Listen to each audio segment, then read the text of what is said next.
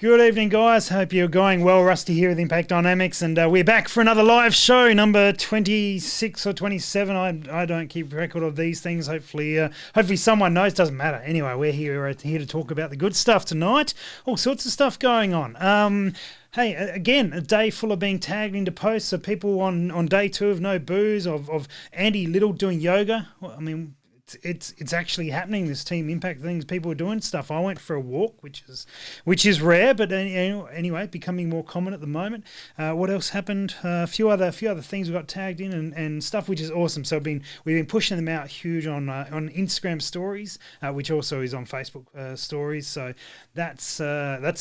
It's happening. So if you are doing anything, if there's goals you're working on, or you've gone for a walk, or you've gone, I don't know, whatever it is, if you've got the reloading bench set up, or you've ordered a press, or you've done whatever it is you've done towards your goal, hit us up, tag us in, take a photo of it. We want to see it. We really want to see it. It'd be really good to have that information. So let's keep pushing that. Awesome to have you guys on board, and that would be wonderful.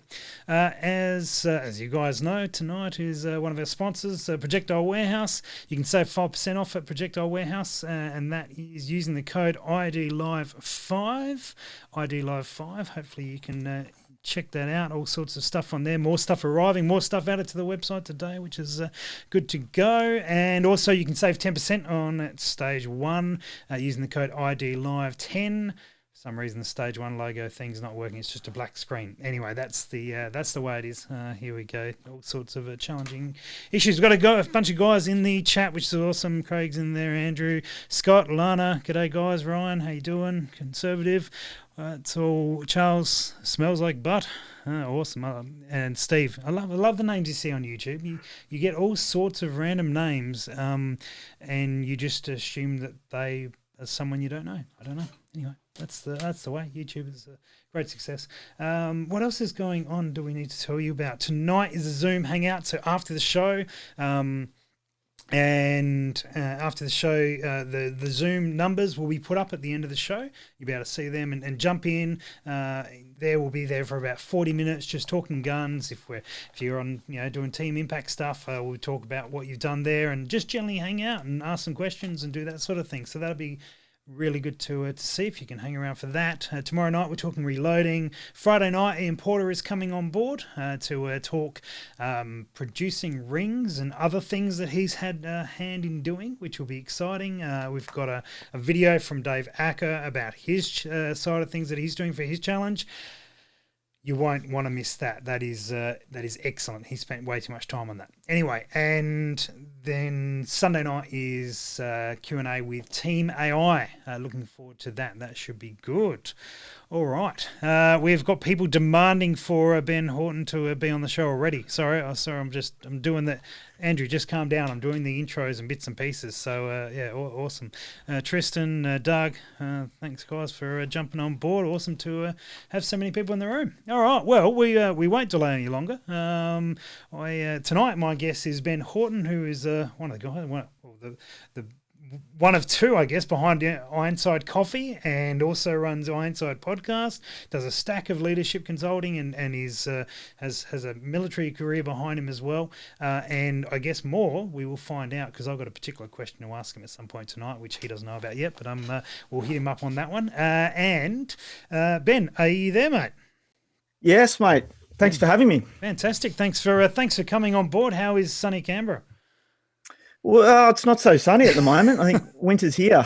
The dark days are here. It's here and it's in. Yeah, fantastic. Yes. Fantastic. Is that question you're going to ask me about cosine corrections and shooting angles? Because I saw that question come up with Jay the other night, and I might be able to answer it. Well, Jay said you were the expert on this stuff. So, yeah, okay. Yeah, right.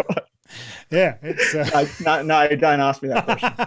No, we won't. That's all right. That's okay, all right. Okay. Mate, we've got plenty of things to get through. Okay. Let's. What do we start? We start with coffee. Let's start with coffee, because that's how we connected. That's how I know you. And Ben Jarrett was always big on your coffee. I'm not sure how that connection was made. I think it was just through Instagram or something. Do you know how? Yeah. So I think it's really testament, I think, to the shooting community and and wanting to, give shout outs to people of a product they like. And so Ben bought some of our coffee, and he didn't tell us his background or anything. He just, like a normal customer, bought some coffee. And then I didn't know him. I didn't know his background or what he had.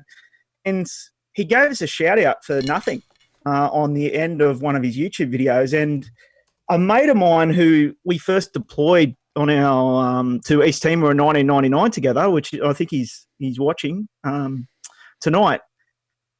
I hadn't spoken to him for a long, long time, and he saw that, and he, sent me a message saying, "Hey, is this you guys? I've just, seen it on this YouTube video I watch on Long Gun Project," and that's how it started. Then I looked up Ben and watched a few of his videos, and then I in turn looked up you guys and was really impressed with what I saw, and we thought we want to be involved with these guys. So, yeah, that's how we got connected.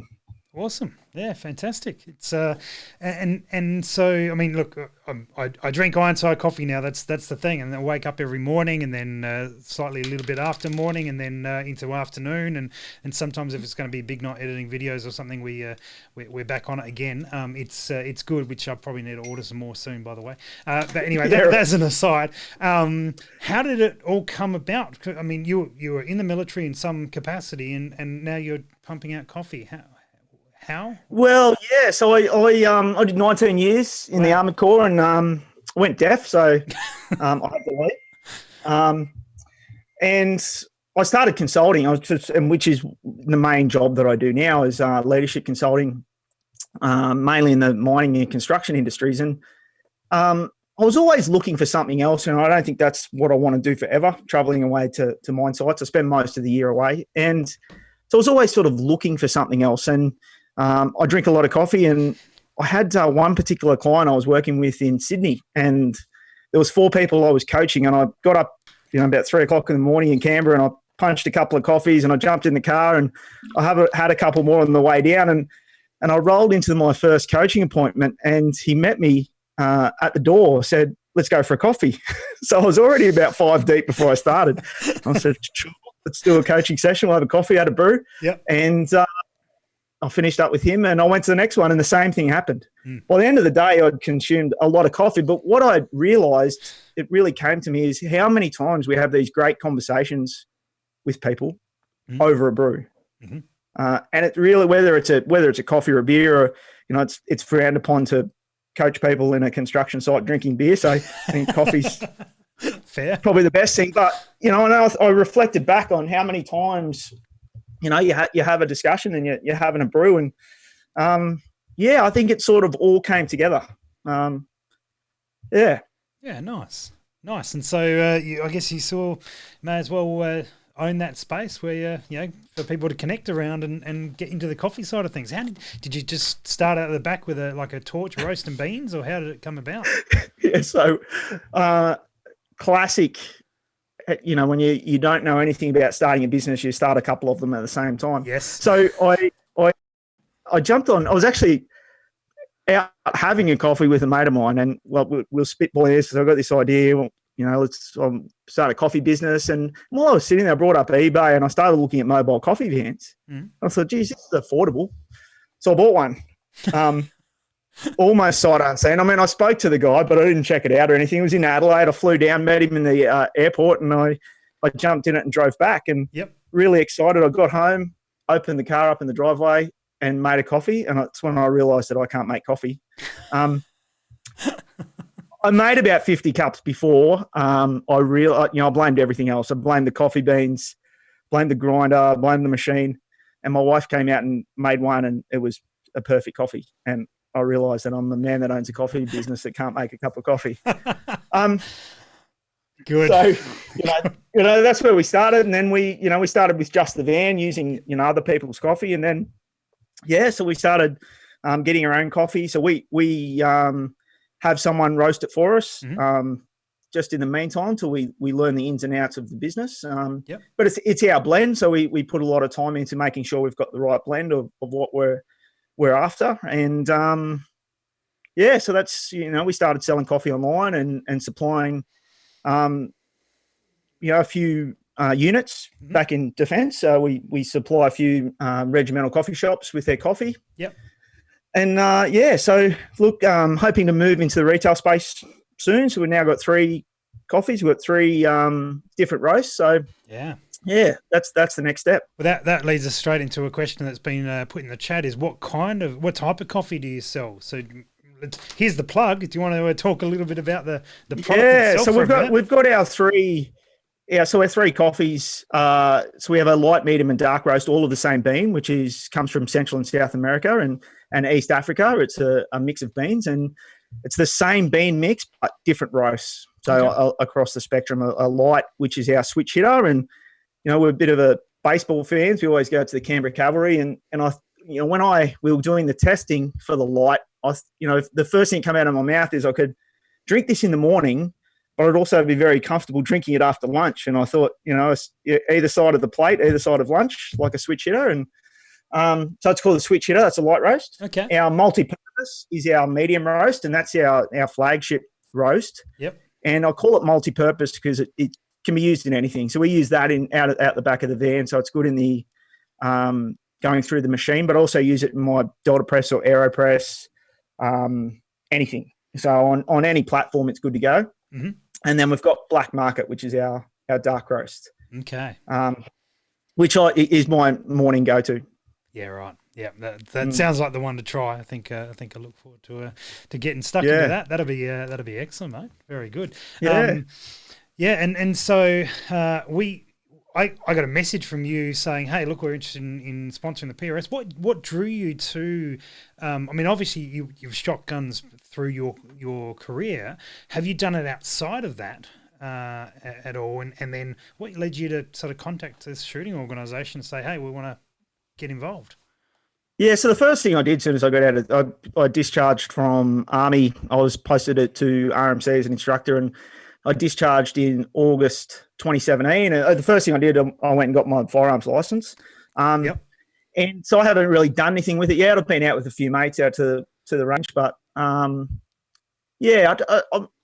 just felt like I just wanted to go out and get that done straight away. So, if I find the time to get into that, but and how we got involved with it was Ben Jarrett that sort of got us.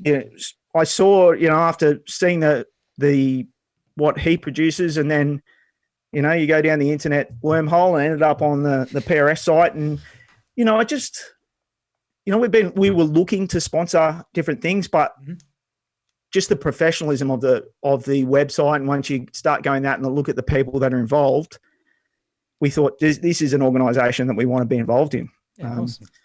And the great thing about being in Army is guns and coffee and your mates. And if I can't do that anymore, I'll manufacture it myself.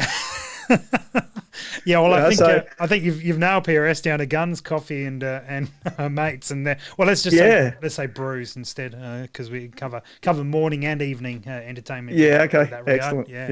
Yeah, no, awesome. But I'm also, I'm really fascinated by individual endeavours that are hard, right? And I think so. I don't know if you've ever heard anyone talking about golf on this show, but I'm a golfer. That's what I spend most of my time playing golf. But there's so many similarities, right? In which I think, it's an individual endeavour, but it's so much you can do it by yourself, but it's probably so much better with your mates. Mm-hmm. You win based purely on your own ability and your own preparation, and any stress or pressure is all within yourself. No one else is putting that on you. It's self-generated. And how you deal with that, I'm really fascinated by that. Whether you're a golfer or you're a shooter, how you prepare for it really helps you in that time that you have to execute it. And so, like golf, you can keep your golf clubs in the boot of your car from week to week, and you can take it out on Saturday morning and go and have a horrible time walking around a golf course. It's probably the same with shooting. If you don't put any time into the preparation, mentally or of your gear, you're not going to improve. You're not going to get better, and you're not going to win. So, I'm really fascinated by individual endeavors that, that degrade if you don't maintain them. Mm-hmm. Yeah, fascinating. And there's a couple of golfers in the chat, by the way. They're shouting out to you, which is good to see. I'm horrible at golf. I put a golf video up the other day on TikTok, and it was of me shooting. Just defaulting me hitting a golf ball. I'm assuming that's what you do. It's not what I do. On a wobble platform. So we use these platforms to sort of simulate being on a boat or something unstable, and so the whole thing just rocks back and forth. And I was attempting to hit a golf ball while on that. I'll put it up on Instagram afterwards. It did not go so well. Anyway, that's all right. Probably went better than I can normally do a golf ball. So that's not a career for me. But one of the things when I also saw, got involved with you guys with the coffee, I saw something that you had put a podcast out. And I thought, fascinating, excellent. Here we go. And then I listened to it and it wasn't coffee. So obviously some more diversity going on with the Ironside brand than just that. Yeah. So you got to, listen to this really great podcast. It was on Tim Ferriss' podcast. I can't remember who he had on, but he had someone on there. I think it might have been a guy who's the founder of, I can't remember. It doesn't matter. Some big online sales platform. Yep. And he was always, his biggest advice was find two things, right? This is how you find your niche, is not one thing, because anyone can do one thing. Mm-hmm. It's find two things and bring those things together. Okay. And the example he gave was one of the biggest sellers on this platform was Shopify. That was who it was, Shopify. So the founder of Shopify was talking about one of the biggest sellers they have is Pokemon jewelry, right? So there's people that make jewelry and there's people that do Pokemon stuff. Mm-hmm. This person found two things and put it together and they found their niche. And so we sort of approaching it the same way. Is that, as I was telling before, I think leadership and personal development and coffee really go hand in hand. And I think that with the podcast, my intent is to probably get better asking questions and talking to people myself, but get all the ideas out of my head. If you're going to go and coach someone or give advice to someone, you really need to flesh out, whether it's an analogy that you're going to use or your theory on something, you need to get it out there. And whether it's on paper or speaking, I think, and I ended up going to podcast because blogging, I also blog on the website, but it just takes so long, to write it and edit it. And because it's there and you really control when it's going to go out and exactly what it says, I found I was procrastinating too long on them. Yep. And maybe changing my ideas and not just getting it out there and accepting the feedback, whether it was good or bad. Yep. And so I found, podcasting, even though we're only, I've only recorded 7. I think I've only got 6 out there, or one's about to drop tonight. Mm-hmm. 5 out there, 1 tonight. It challenges you to have a think about your thoughts and how you come to an opinion. And when you put it out there and have it challenged, I think that's good. That's good for your own growth. Good for your own personal development. Yeah. Fantastic. I think you raised a number of points that I wouldn't mind asking you about, but talking about the blogging, I've attempted to do the writing thing and to put a couple of paragraphs together and stuff. And for the guys who are naturally talented in that, I'm sure it's not necessarily easy, but it becomes it comes more naturally. For the guys who aren't, me included, I found podcasting was much more you just talk and because it's much more conversational, people take it in that context a lot better than the written word, I've found. Yes. Yeah, that's a big fear. It's like I haven't done it enough to get over that fear of, you can sort of, when we have this conversation, if you say something, if you're going off the path, you can read the other person and go, hey, what I'm saying here is crazy talk, or is this a really controversial take? Yeah.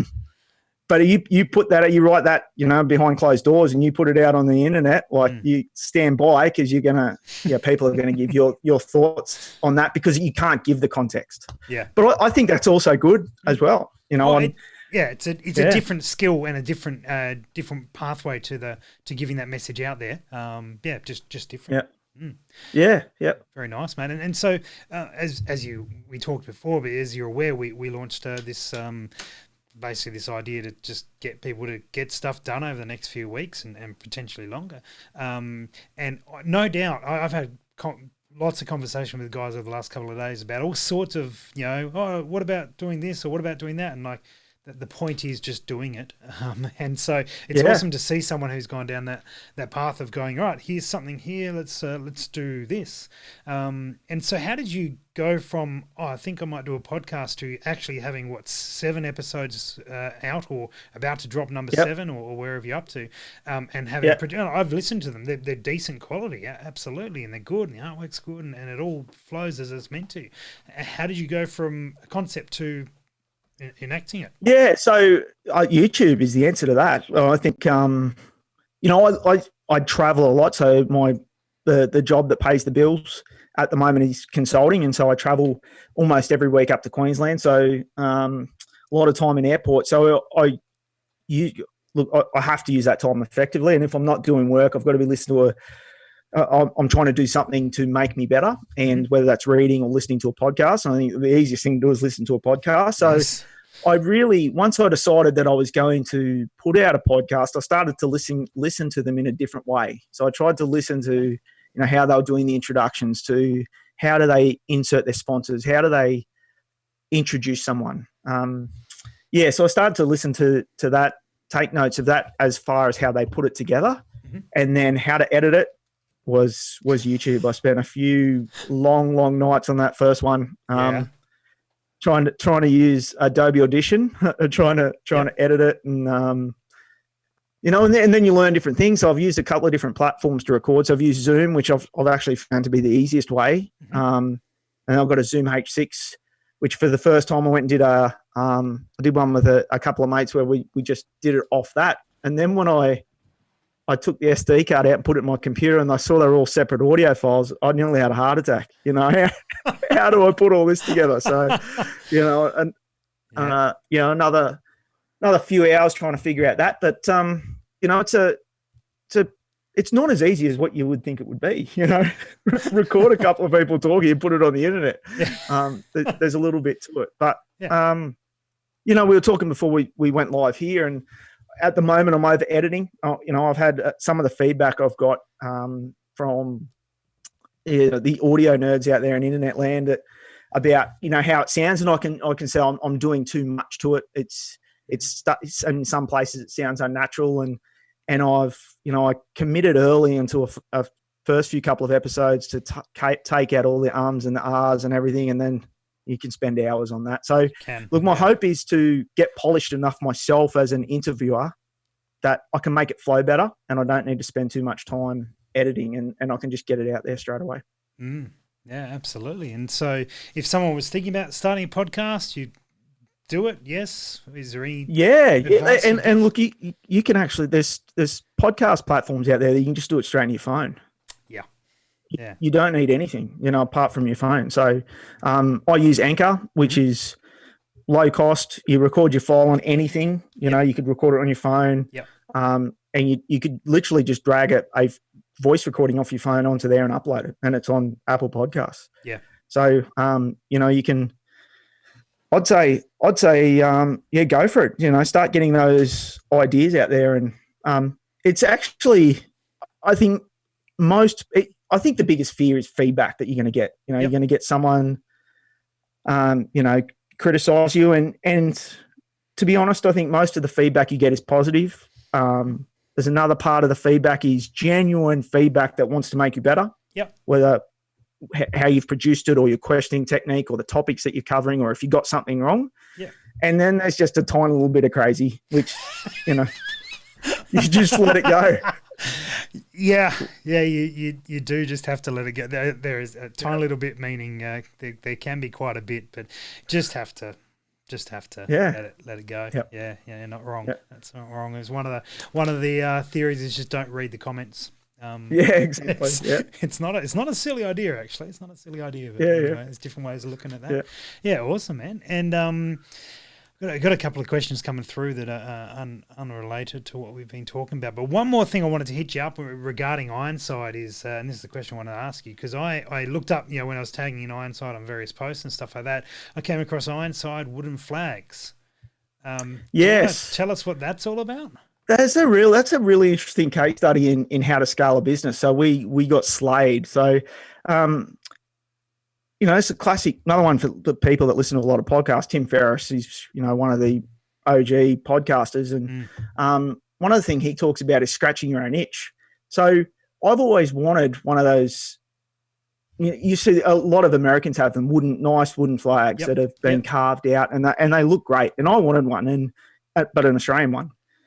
And I couldn't find one anywhere. And, my sister got married and we went up to a wedding and she did it all. She decorated everything herself, and it was out in a farm, and I was amazed by the work that she'd put in. I didn't even know she was capable of doing any of that. And after the wedding, I said, look, I've got this idea about wooden flags. I want to make them. This is what I'm after. Showed her some pictures. She's like, I could probably do that. Yep. And we started, and the biggest error we made is we made pre-order. And so she works for Boeing. Yep. So that's not a day job, is to make wooden flags for me. She actually had a job and a family. A real one, and it went through the roof. Almost overnight when we put them up there, we sold about 30. Now, these things take, I've knocked a few out this week. Yeah. They take probably a day to make. Yeah, wow. Okay. Wow. Yeah, so we went, we did not anticipate it. Had no structure in order to scale the business. Yeah.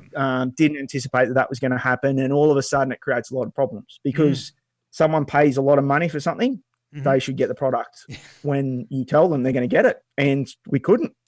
And so I had to take them off. I took them off the site, and then it was all hands on deck. I flew to Queensland to help them. Yeah, right. Get these things out. And so I took them off the site and had to reset, but we're back. Right. So got plenty of time as I'm consulting from home. So so they're back in production, not pre-order this time. So when I make a few, I'll put them on the website and get them up there. But that all started with, I wanted one myself. So there's no one out there doing it. So yeah, nice. Myself. And this is on the Ironside Coffee website that you can find. They will be. Yeah, I don't have them up at the moment. Okay. I think I've got one up in the top of my shelf up there. There's one of them. I'm looking. Hang on. Yeah. Yep. Gotcha. Yep. Yeah. So I'll get them. I'll get them up on the site. Probably this week. We've got a few ready to go. Okay. Awesome, mate. Yeah. I came across that and I thought, what is that all about? All right, that seems like an unusual endeavor, but anyway, obviously successful to some degree. And look, it's one of those. It doesn't scale right now. It doesn't make any sense. My meetings with my accountant, he's not my biggest fan. But I like doing it. Yeah, and good. I hope it'll go somewhere one day. Yeah, nice. I'm learning things about scaling. That was a massive lesson. If you're gonna make something or produce something or make commitments to a customer, you've got to deliver. Yeah. Fair enough. Now I've got a question here on the leadership side of things from Ben Jarrett himself. He asks, what would Ben say is the greatest challenge facing contemporary junior leaders in the military environment? If you want a loaded question, and probably a lot to cover off in that, no doubt. Yeah. I think the expectation of them is very high, and you don't have much time in order to get yourself ready for that position. And I think defence is unique in that I don't think at any position you're ever ready before you're placed in that leadership position. And I think you get somewhat used to that as you move through the ranks, that that once you move into that next position, you're probably not going to be ready for it. But I suppose at least that as you're moving in there, and it's on you to close the gaps. Mm-hmm. So I think from a defence perspective, I think that challenge is probably always been there, that, you have young guys and girls who have a pretty big responsibility of looking after the lives of 7, 8, 9, 10 other people. Yep. And without maybe not have seen that or had good role models in the past. And probably one of the biggest things I focus on, not in defence, but when I'm in the mining construction industry, it's taking, I think even in defence, or whether you're on a mine site or on a construction site, that first step in leadership is generally because you're technically good at your trade, whatever that happens to be. So if you're a truck driver and you're good at it, you can find yourself in a leadership position. If you're in a infantry section and you're a good infantryman, you'll find yourself starting to be identified to go in leadership positions.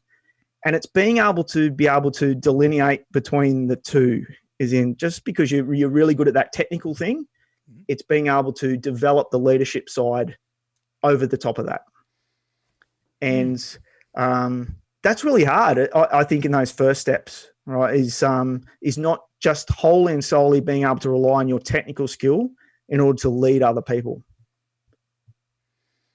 It's a fascinating, I mean, it's a whole other world, that the military side, and I've got no background in it, but I know plenty of the guys in that PRS community do. And, fascinating to hear about it. And I think one thing that, you often hear about guys there is that they do get thrust into a position of leadership before they think they're ready for it, and have to deal with it. Yeah, and I think a lot of the advice I give to frontline leaders. So when I'm consulting frontline leaders. I'm not an executive coach. I have no business being in that space. So I coach supervisors and superintendents mainly. Is a lot of people don't make the decision to be a leader, and I think that's it's a pretty fine line. But you can be in a leadership position and not be a leader. But the first step is making that decision, and you start looking at things completely differently if you call yourself the leader and you start thinking of yourself as a leader. And I see a lot of, these frontline leaders that I work with, a lot of them just haven't made that step yet. They haven't made that decision to themselves that they're in this position. They've been put there because they were technically good at their trade, but they haven't made that decision yet. And you can't develop them. You can't coach them. You can't go anywhere. You're not going to improve until you've made that decision yourself. Absolutely. Got a few more questions to throw your way, Ben. Okay, send it. Ian has asked, what have you looked at doing pods at all for your coffee? Yes, we have. We get that request a lot, and that's definitely in the pipeline. Gotcha. Yeah. One of our biggest sellers is our instant coffee. Would you believe? And I think it's good. I mean, that's what I drink all day mainly. When I'm around the place, I'm on a mine site. I'm not making coffees. I'm just drinking our instant. We call it battle carry. But yeah, pods definitely. And we think there's an opportunity. We've had a few people from the veteran community who now work in sort of work in different businesses or in the corporate world, and they've all got pod machines, and they're saying, "Hey, of course, get some pods going, and we can get them in there." So yes, it's definitely on the list. Yep, awesome. That's right. I do remember you do instant coffee. I found that I don't know too many smaller coffee brands that do an instant version. So I thought that was good to see. Yeah, it's because it's once you start researching how instant coffee is made, it's actually pretty crazy how it's made, and it's why it's actually really expensive. Instant coffee. And a lot of the times it's reflavored with coffee, because just through the process that takes to make instant coffee, it takes a lot of the taste away. And a lot of different companies will have to add flavor back in. And but I think it says a lot about Australian coffee culture, in that if we're going to have a nice coffee, we generally go out to a cafe. And apart from that, we're either in the pods or we're drinking, the instant coffee at home.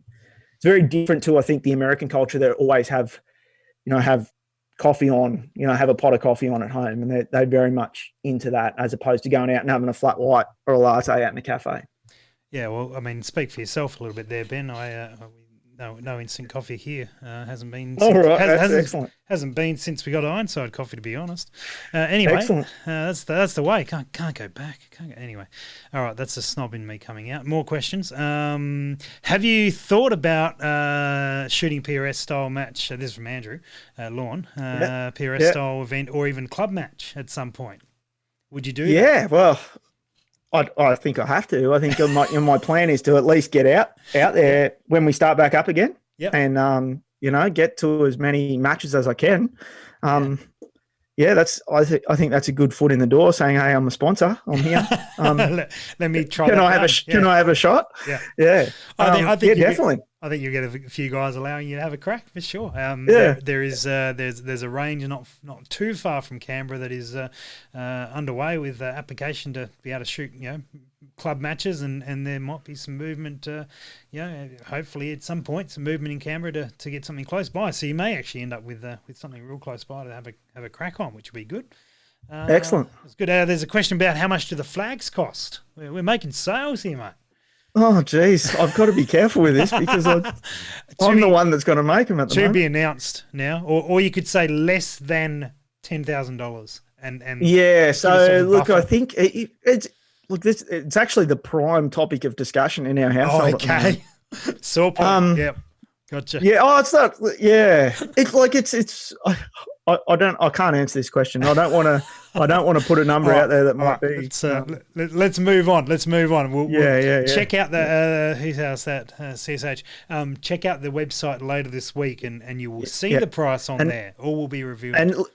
And at least now I've started talking about them. I'm committed to putting them up on the website. So because if you get to Sunday and you haven't put them up on the website, you're going to get email after email of you promised on this.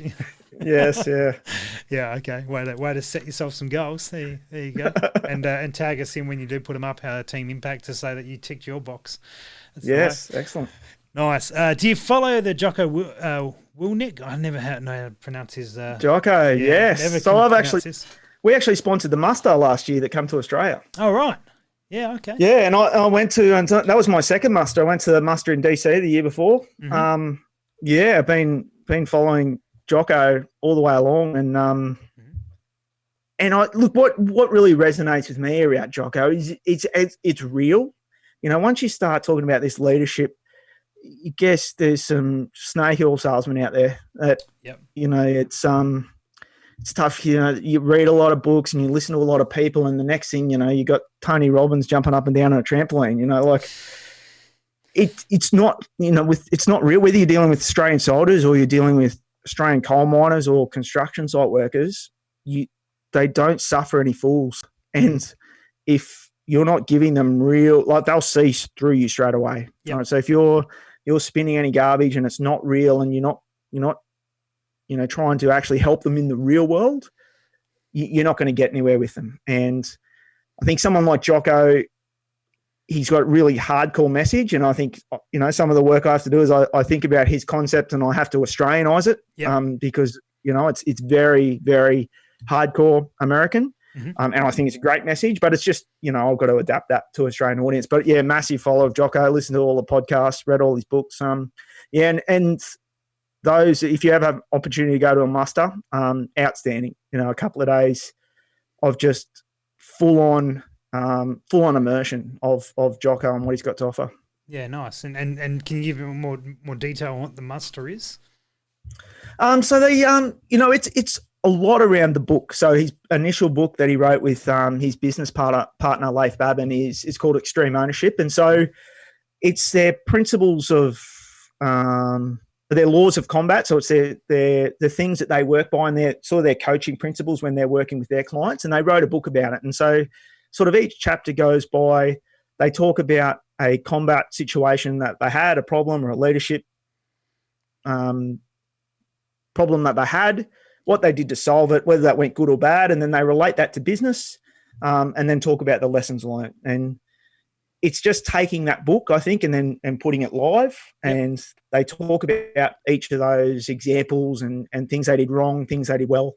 And then they have a lot of interaction with the crowd. So, people can ask questions and they do other things. So, his big thing is the 0445 club. So you're up at 4:45 on both mornings doing PT, and then, you have all day. And then on the last night they do, because he's big into jiu-jitsu. So he does a intro to BJJ on the last night. So it's a really immersive 2-day program. So huge. Yeah, highly recommended. Yeah, nice. Back onto a coffee question. Ian says when he and Hamish go camping at PRS, they use the mini presso. Are you familiar with that at all?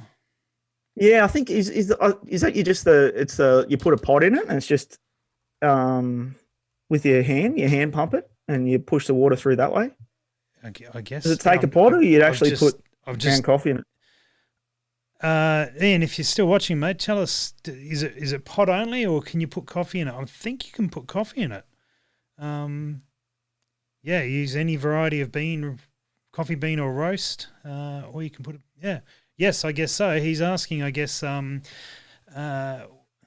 missed the question. Is the big blend better for something like that?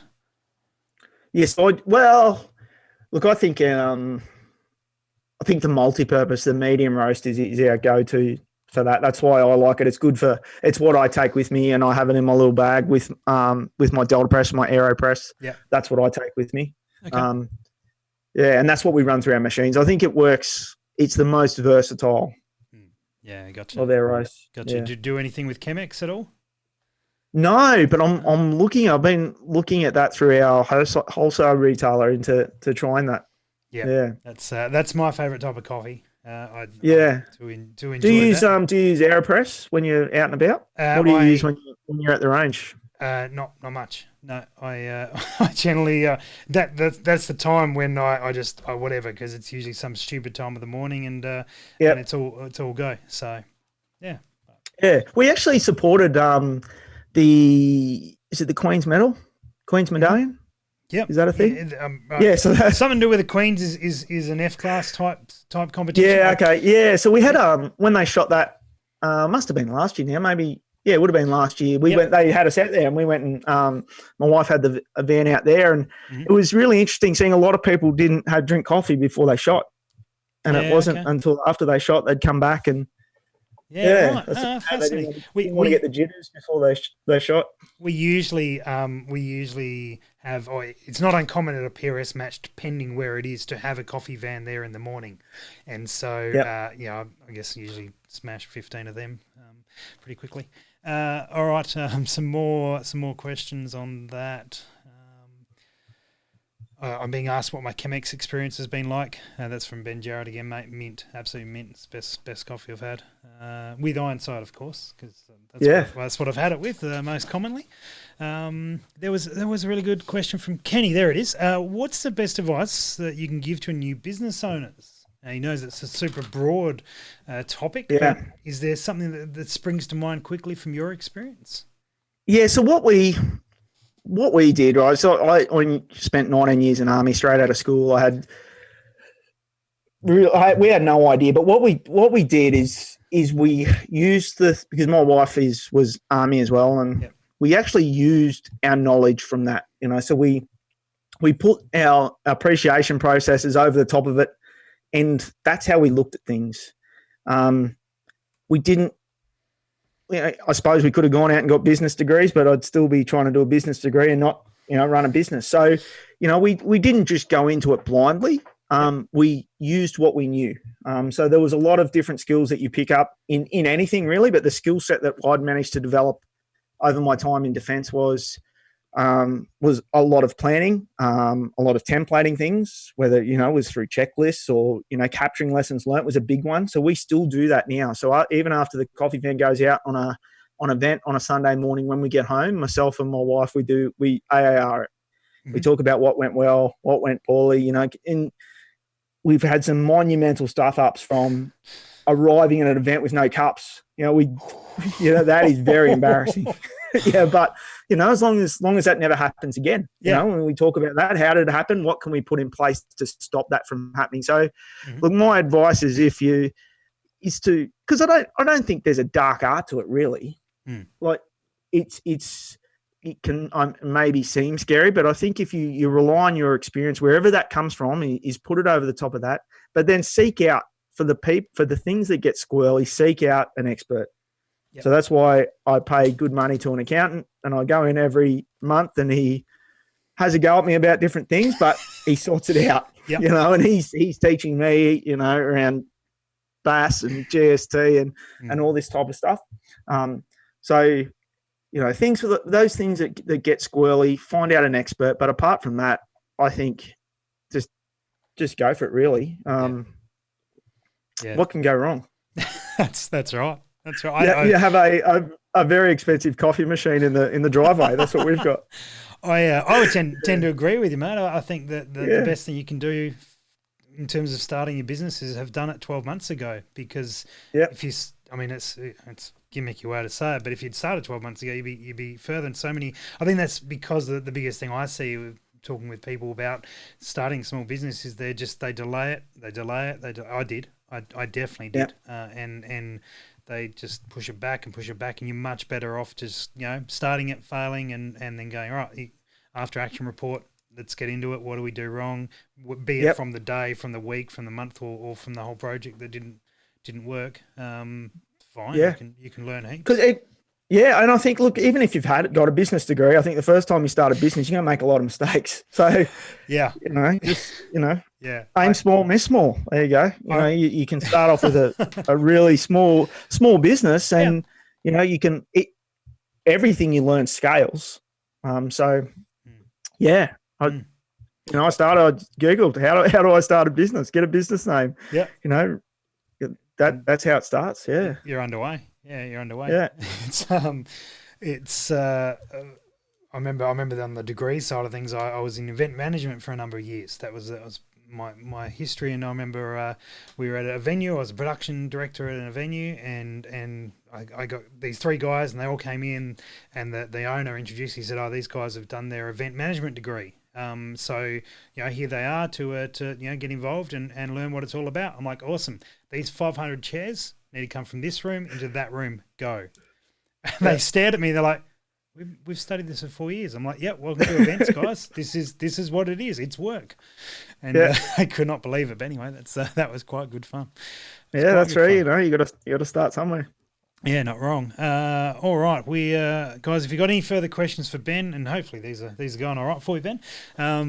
But chucking me now, because we've got about 10 minutes or so left here, and before we get into the Zoom hangout, which is tonight. So if you're watching and you're not sure what that is, we're basically a bunch of us just jump in a Zoom chat, and we all look at each other and show off guns or talk about anything like that.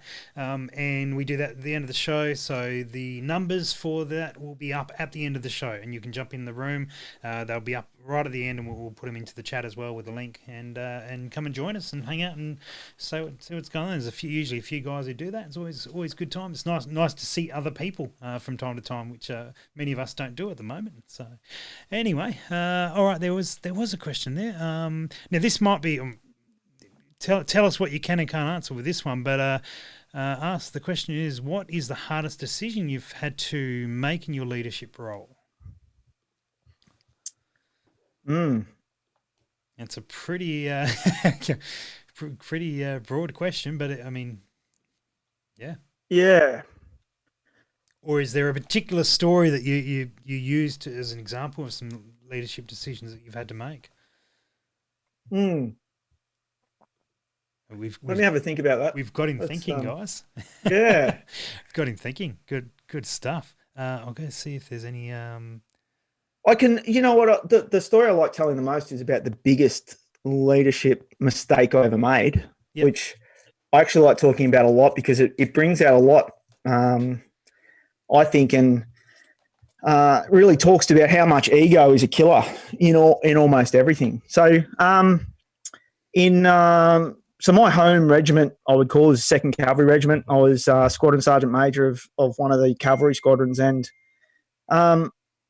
I did that for 2 years, and then I think I did okay, and I was given a 3rd year as a Squadron Sergeant Major, but of the support squadron, which is all of our maintainers and our warehouse people and our truckies and that type of stuff, and working with a great bunch of people, and my boss was not so. Up until this point, every boss I'd ever had was the same trade as me. We'd been built the same. We'd gone through this, admittedly, they'd gone through the Royal Military College and I'd come, through the OR stream, but we were always talking the same language. We all both were built in the same methodology. And I got a boss that was different, and we didn't get along. From the outset, we were completely different people, and I didn't let it go.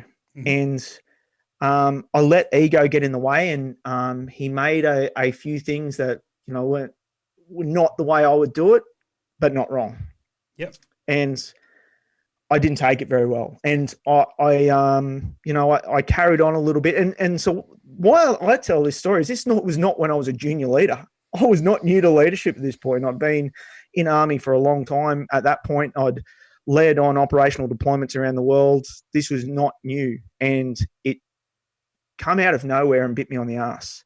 And it wasn't until I heard one of my soldiers talk to him the way I talked to him, which was completely disrespectful. And, I chipped in, but it went, holy shit, that sounds like me. And what I'd realized is that I'd let my ego get in the way, and I lost sight of the thing that I was trying to achieve. And it in turn had infected the team. And there were parts of the team that had become toxic, all because of me and my ego. And I'd lost sight of the goal. I'd lost sight of what our team was actually trying to achieve. And my feelings being hurt because we didn't do something a particular way has nothing to do with it. Has absolutely zero to do with it. And I see this happen so many times. When you see, if I'm consulting on a site and I'm working with the team and we'll be in a meeting and someone will get emotional about something and blow up. 9 times out of 10, the reason is their ego. It's because they're not doing it the way they want to do it. And all of a sudden now it's all about that thing. It's all about how they feel about it. And it's not about actually achieving the goal. It's not about the team working together and the team learning and growing and giving honest feedback. They start walking on eggshells. And yeah, I'm ashamed to say I was the cause of that. And I think the good thing to come out of that is that I eventually did realize it by a point. It was too late in that case. I was moved out of that position. And that broke my heart. I think, and all of my doing. And I always tell that story to people because these things don't always happen when you're starting out as a leader. It can happen when you've been leading for a long time. In fact, they're probably more prone to happen when you've been leading a long time, and they can come out of nowhere. So you got to continue to check yourself to make sure that you're heading the right way.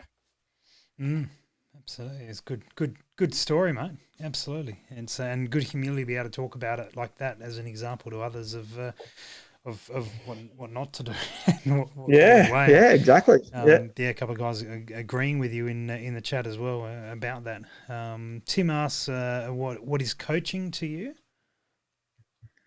Yeah, so coaching is an interesting one. It's the one that I actually struggled with initially. So when I got out of Army and I got into coaching, I think I called myself a coach, and I don't think I was, because I was very used to being technically proficient in what my soldiers had to do. So I knew how to do their job. I knew how to do it very well. And so if they were doing it wrong, I could tell them what they were doing wrong.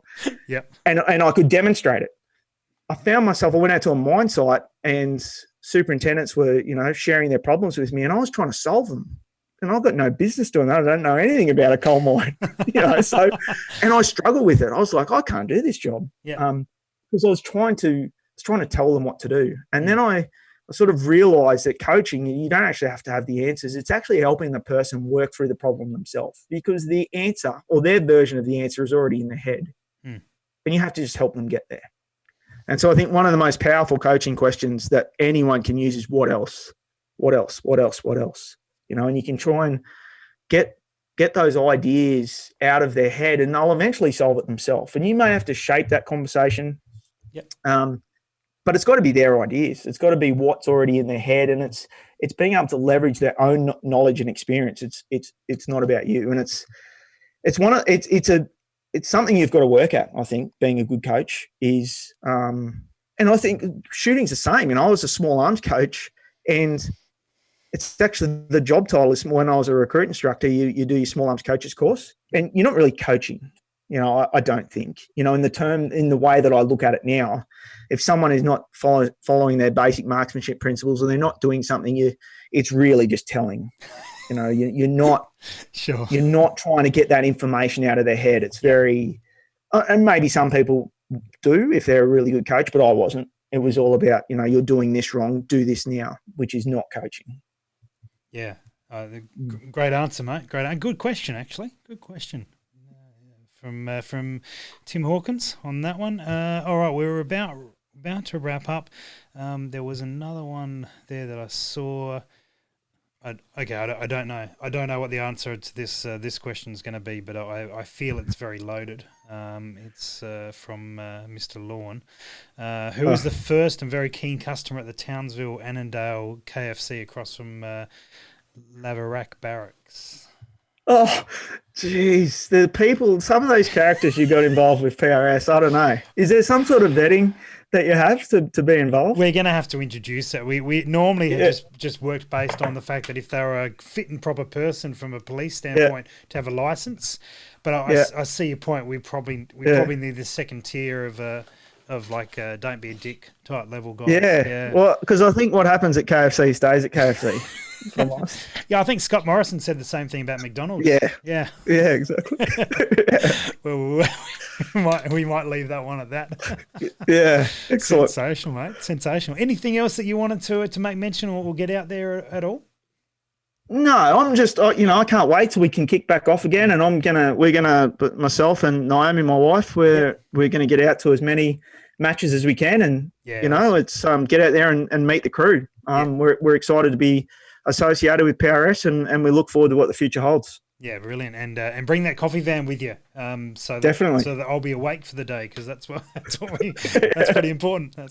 Awesome, mate, fantastic. Well, obviously we need to do the socials. So where can people find you, follow you, do all that sort of thing? Yeah, so our website, ironsidecoffeeco.com.au, and that's sort of our hub for everything. So you can get access to the podcast there, but our podcast is on all platforms. And our store's on there, and our links to all our social medias there, but just search Ironside Coffee. And, I think I've taught myself pretty well with the search engine optimization, which was a massive lesson, but I think I've got that nailed. So just search Ironside Coffee. Yeah, nice. Fantastic. All right. Well, that's the way to do it, guys. Jump on in and say good day to Ben, and go buy some coffee. Because, we were talking before about, like, you're sitting at home. If you can't go to work, well, they're not buying coffee for you. And if you're at home, you may as well, don't drink instant. That's just... if you're going to drink instant, it'll be yours, but you may as well make the opportunity at the moment. If you're going to be home, drink real good coffee. If you need Chemex lessons, hit me up. I'm not a pro at it, but I'll try, and we'll get into it. That'd be awesome. Yeah. Hey, look, thanks to the community. We've been getting lots of messages from the shooting community in the sales in the last couple of weeks. So, fantastic. Look, we're happy to support, and thanks for everyone supporting us. Yeah. Oh, good to hear. Actually, Dan's just commented. He's just had some coffee arrive, I think today or within the last day or so. So awesome to hear. Stuff is getting out there. Fantastic. All right, mate. Well, guys, thank you very much for tuning in. Hopefully, I've learned a few things from that. That was awesome to hear. And I know we didn't cover a huge amount of shooting tonight, but I think it's life's a bit more diverse than just that. And so we did talk guns. And if you do want to talk guns, tonight's the night to do it, because in about 5 minutes or so we will be in the Zoom room. I'm just putting the details up now, and we will get everyone. Talking guns and all sorts of things on that. That'll be fantastic. So, guys, thanks very much for watching. We look forward to catching up with you soon, and we'll be back tomorrow night talking reloading. All right, I'll get these numbers up on the screen now. I'll find them there, and they've disappeared. Here we go, and we'll catch you in a few minutes.